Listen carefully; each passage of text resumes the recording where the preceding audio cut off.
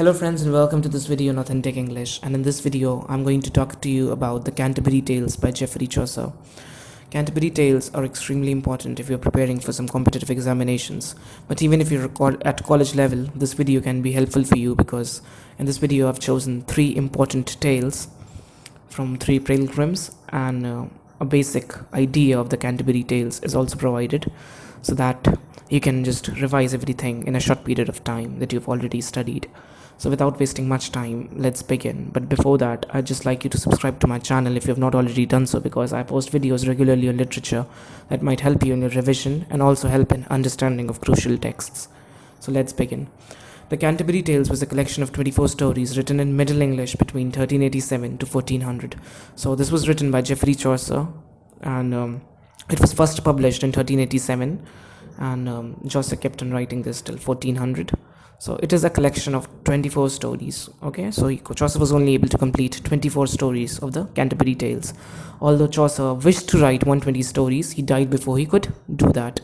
So what Chaucer planned was that those 30 pilgrims that there are in the story are going to say 2 stories when they are going to Canterbury, and 2 stories again when they come back to London from Canterbury. So that way 4 into 30 would make 120 stories. However, unfortunately Chaucer died, or maybe fortunately, so that we don't have to study a lot. So Chaucer died, and he could only complete 24 stories. So the tales are written mostly in prose and are presented as stories told by a bunch of 30 pilgrims in a storytelling contest. So what happened was, first of all, you need to keep in mind they were written in Middle English. So Middle English was a bit different from the modern English, the words, the pronunciations and stuff like that. So if you're preparing for this, you might just get some basic knowledge about what Middle English is like, and if you've studied the text carefully, you might have now got accustomed to the Middle English and must be able to understand it properly. So the tales are written mostly in prose and are presented as stories told by a bunch of 30 pilgrims in a storytelling contest. So what we need to keep in mind is that there is a bunch of 30 pilgrims that are going on a pilgrimage to Canterbury, and they have this storytelling contest in which all the stories from the Canterbury Tales are told while they are on their way to Canterbury from London. So they are from London and they are going to Canterbury for a pilgrimage to visit the shrine of Saint Thomas Becket in Canterbury. So they want to visit the shrine of Saint Thomas Becket, and while on their way they have this storytelling contest. Okay, so all the stories are told as a part of this storytelling contest. One who wins the contest shall be provided a free meal at the Tabard Inn at South Ark. So once they return to London, they'll be given a prize. The winner will be given a prize of a free meal at the Tabard Inn at Southwark, whatever it is. So this is the basic background of the Canterbury Tales, an introduction. So now let's move on to slide number 2, where I'll tell you more details about the Canterbury Tales. The pilgrims are from various sections of the society, and hence through the stories the characters tell, we get a glimpse of the society of that time. So why did this text become so important? Because the pilgrims, the 30 pilgrims, 30 is a good number of people to have, are from various sections of the English society of that time. And through the stories they tell, of course, we are going to get a good glimpse of the society of that time. So it becomes very important. We get to know the England at that time through the mouths of these characters, because these characters are from various sections of the society. I've given you a list of the characters. One is a knight, there's the squire, the prioress, and then there is a housewife from the wife of Bath, the knight's yeoman, the second nun, the monk, the friar, the physician, the merchant, the lawyer. So you can see that there are people from all walks of life, the weaver, etc. So you can see that these pilgrims represent all sections of the society, and thus Canterbury Tales becomes important because it has characters that are representing all sections of the society, and through their mouths, through their tales, we get to know how the society was functioning. It is believed that the collection resembles Giovanni Boccaccio's The Decameron in structure. Through the tales, Chaucer critiques the English society, especially the church. So one of the things that you need to keep in mind is that Giovanni Boccaccio, the Decameron, is structurally similar to the Canterbury Tales, and it's perhaps Chaucer drew inspiration from it. And of course, through the tales, Chaucer critiques the English society. So Chaucer is critiquing the English society. He's, critically analyzing, in a sort of way, you can say, everything that was there in the English society, and he's also kind of attacking the church. Okay, so I'm presenting in front of you a brief historical context of the Canterbury Tales. So, papal schism in the Catholic Church, different popes claiming to be the right pope. So, the church became very corrupt during that time. There was papal schism. There were lots of popes fighting with each other, claiming that they are the rightful pope. And Lollardy, led by John Wycliffe, against the church. So, Lollardy took place during some time that there were revolts against the church led by John Wycliffe, that the Catholic Church is becoming very corrupt. And then the Black Death in 1340s. So these are just glimpses. You have to read on these. This video is just a guideline of how and the way you should prepare in a certain sense. You should definitely read more about all these things: the Black Death, the Lollardy, the Papal Schism. And if you're preparing for exams like UGC NET, you must have a clear idea about this.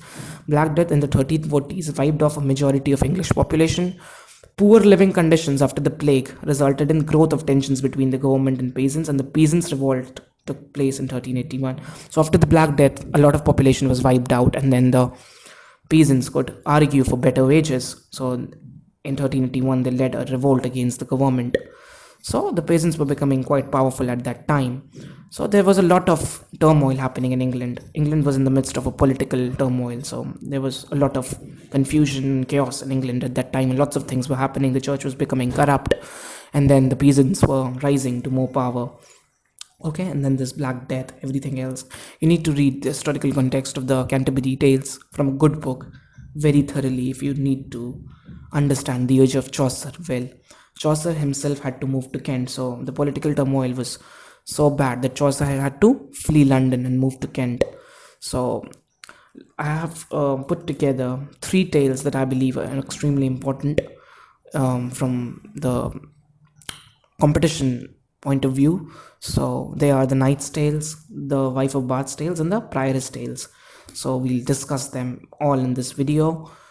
And let's begin with the Knight's Tale. So Knight's Tale is the first tale in Chaucer's Canterbury Tales. He is considered by Chaucer as the highest person among the pilgrims. So the knight is considered to be, highest in social standing among the pilgrims, accompanied by the squire, his son. So the knight comes with his son, who is the squire. So the story he tells is about 2 friends and knights, Arcite and Palamon, who are imprisoned by the Duke of Athens. So the story is based on courtly love and stuff like that. So we'll know what the story is about. 2 knights, Arcite and Palamon, are imprisoned by Duke of Athens. So what happens is that Theseus, who is the Duke of Athens, imprisons 2 knights, Arcite and Palamon. These knights are actually friends. Imprisoned Palamon wakes up to see beautiful Princess Emily, Duke Theseus' sister-in-law. Now what happens is, while they are imprisoned, this Palamon wakes up and he sees in the garden beautiful Princess Emily, who is the sister-in-law of Duke Theseus. So he falls in love with this beautiful princess Emily, Palamon. Then what happens is, soon afterwards, Arcite wakes up and says he loves Emily too. Now Arcite starts arguing with his friend, no, even I have the right to love Emily. Their friendship ends. So when they start fighting for a woman, a girl, of course their friendship comes to an end. Arcite is released and he works for Emily, and then Palamon comes out by drugging the jailer. So what happens is, soon afterwards, Arcite is released, and Palamon is still in the prison and he works for Emily, and Arcite seeks job in Emily's household, whereas this Palamon is still in the jail. But Palamon loves Emily so strongly that he has to drug the jailer and somehow try to escape the jail. The 2 plan to fight a duel. Now Arcite and Palamon, who are both fighting for this girl, they plan to fight a duel to prove that who is the rightful, what we can say, the rightful wooer of this Emily. Palamon prays to Venus and Arcite to Mars. So both pray to God to help them achieve or help them get Emily. Arcite wins the battle, but due to divine intervention from Saturn, he is badly wounded. What happens is that Arcite wins the battle. The real winner is Arcite, but due to divine intervention from Saturn, he is badly wounded. So what happens is that Arcite is wounded, and eventually Palamon gets to marry Emily. So this was the tale told by the knight, a story of course, battle and bravery and stuff like that. So now let's move on to the Wife of Bath's Tale. This is very famous and of course taught in many undergraduate colleges. The wife talks about a prologue and a tale. So the Wife of Bath's Tale is preceded by a prologue, and sometimes the prologue is considered to be more important than the tale itself. Reflects on the role of women in Chaucer's times. Her name is Alison. So the name of the Wife of Bath is Alison, and it reflects the role of women in Chaucer's times. So let's just talk about what the prologue is all about. The prologue is about the wife marrying 5 husbands. The wife says that she is married 5 husbands and she does not need to be a virgin. So when her husbands die, she marries a new husband. She says that she does not need to be a virgin. Okay, so she loves sex and says that she cannot remain a virgin. Virginity is for those people who are perfect, and those people who are not so perfect can choose not to remain a virgin but can indulge in sexual pleasures. And she misquotes a lot from religious texts to show she can marry again and again. Okay, so she says that it's not a bad thing to marry again and again. If my husband dies, I have the liberty to marry again. Okay, so she misquotes from all these religious texts. Sex is important for her and she cannot remain a virgin. And she says that having sex is very important. It's very pleasurable and she cannot stop herself from having sex. And then let's come to the tale that she tells. A knight from King Arthur's time rapes a maiden. And what happens is that her story is about a knight who rapes a maiden. Now the King Arthur wants to give a punishment to the knight, but the queen says that she is in a better position to give a punishment to the knight. So the queen intervenes, and queen says he'll be spared if he can find what women desire most in 1 year. Okay, so that queen says that you have the time of 1 year. Go everywhere and find out what women desire most. So you can see that this tale is very clever, and that's why it's considered one of the best tales in the Canterbury Tales. So this queen says that to the knight that if you don't want to get punished, just go and find out what women desire most. You have the time of about 1 year. He goes to many women, but none give the same answer. So the knight goes from one woman to the other, but none of the women is able to give him a definite answer. Everybody's answer varies. Some say that women want sex, and some say that women want power or money, something like that. So women say a lot of things. So he's not able to get a definite answer. He meets an old woman who gives answer in return of favor. Now what happens is that he meets an old woman now who says that she'll tell him the answer to his question, but he has to promise him a favor in return. So the knight does not have any option. He knows if he does not give a definite answer in the court, he is going to die. So he says, okay, I'll give you whatever favor you desire, but just give me the answer. Now the king comes to the court and tells the queen and the courtly women that women most desire control on their husbands. So the queen and the courtly women agree that yes, right, this is correct. So the answer is that women most desire control on their husbands. Now he is freed because he is able to give a satisfactory answer.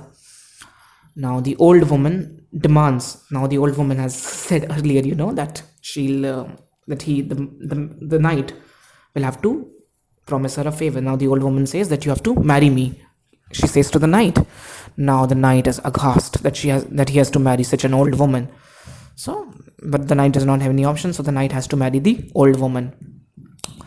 So now what happens is the old woman asks the knight to make love to her, but the knight is not feeling good to make love with such an old woman. He is in fact getting repulsed by her. Now the old woman says that you have 2 options. One is that I'll remain old like this and no other men will want me, okay, and I'll not be a cuckold. The other option she gives is that I'll be a very beautiful sexy woman, but then all the other men are going to want me and I'm not going to be 100% loyal to you.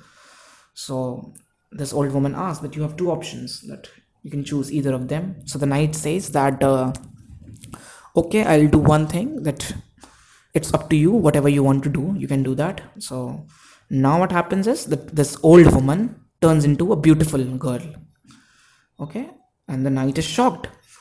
It's because the answer to the question was that women most desire control on their husbands, and now that this knight gave all the power to the woman. The woman became happy and she turned into a beautiful girl.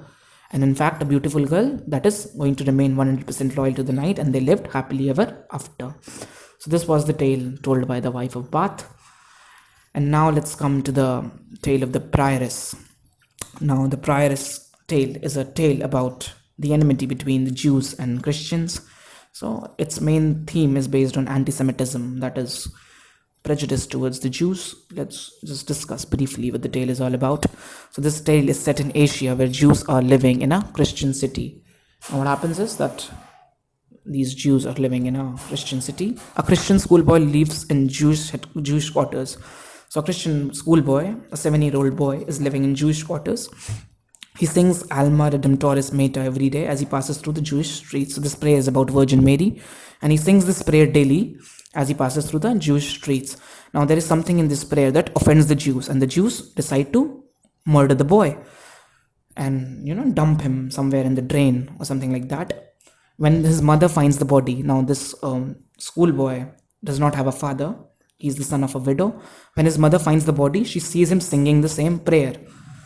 Okay, so miraculously, the dead body of the boy is singing the same prayer when his mother finds the body. And the Christians become very angry with the Jews, and they mass hang the Jews. The abbot of the community asks the boy why he's able to sing. And then when the boy does not stop singing, okay, even after being dead, the abbot of the community asks the boy why he's able to sing, and he replies that it's because Virgin Mary laid a grain on his tongue, and he's going to be singing until that grain is removed. Then they remove the grain from the boy's mouth, and the boy stops singing and he dies. So the main theme of the story is anti-Semitism, that is the enmity that towards Jews that Christians have. So these were 3 important tales or stories in Canterbury Tales that I've given you a brief outline of. Now you should read the themes and other important tales as well. You can do a little research on the internet, and I'm sure you're going to succeed. If you have any questions, you can ask in the comment section below. Thank you and bye-bye.